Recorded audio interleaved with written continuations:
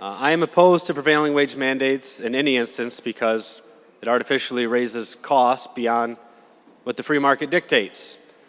But this amendment is more modest. It simply seeks to undo the expansion of prevailing wage mandates as proposed in this legislation.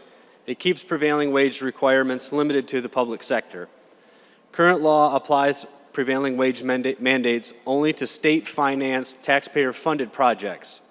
In short, prevailing wage applies only to public projects. This bill would expand prevailing wage to the private sector for the first time, mandating its use on privately funded wind and solar projects.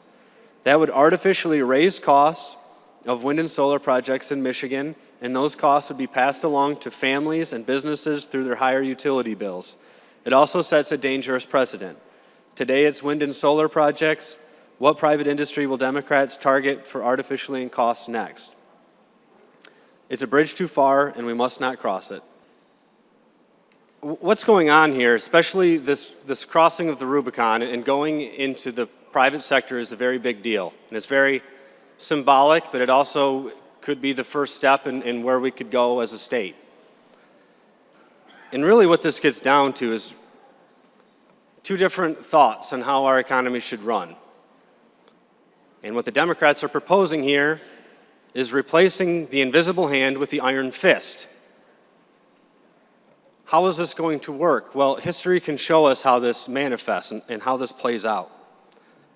The Bolsheviks and other good-sounding socialists had great rhetoric. They promised utopia. They promised complete equality. They promised getting rid of any type of suffering or anything bad that can happen in this world.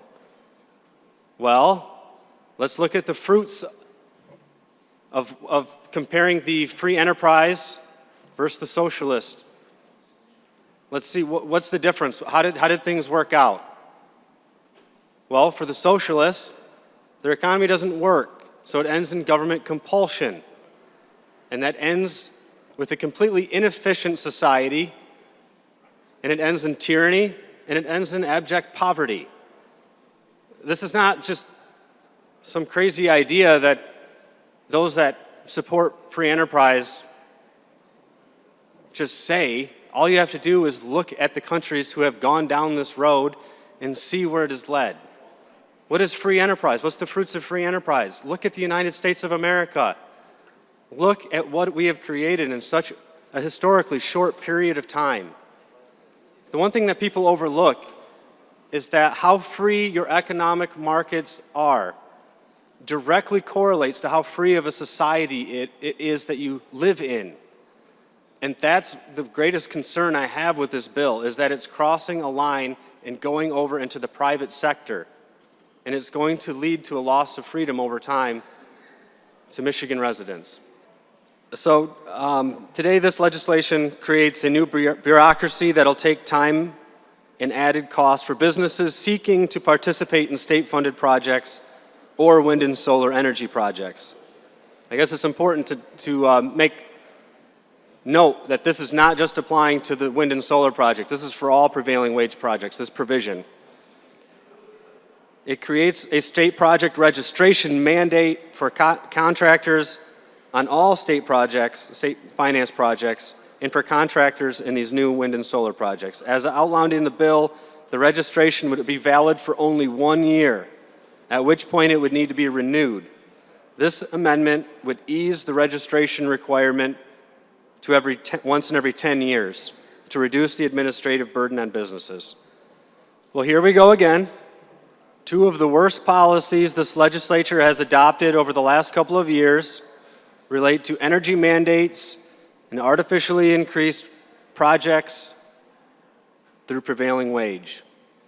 This doubles down on those bad policies and joins them together. How do big government central planners take over an economy? It does not happen all at once. It happens bit by bit, law by law, solar panel field by solar panel field, until one day we're all living in a state where the government dictates the economy and the free market that built this great nation is just an afterthought. Senate Bill 571 is another dangerous step in that wrong direction. Prevailing wage is a bad idea, to do in any case because it raises the cost of the projects above what the free market dictates. Previously, prevailing wage has been confined to public payments for public projects, which artificially raises costs for taxpayers. With this proposal, we cross the divide into uncharted territory and apply prevailing wage to private projects for the first time. Not only is the state dictating what type of energy projects we must have and where they must be located, now we're also going to dictate the wage for those projects of 2 megawatts or more. That is going to artificially rise utility rates for families and businesses across Michigan. Where does it end? Which industry will big government take over next? This proposal goes beyond the dictation of wages. It also creates a state project registration system and a certified payroll database for those involved in state finance projects, along with private solar and wind energy projects. It is centralized planning, plain and simple. Why are you so afraid of the free market?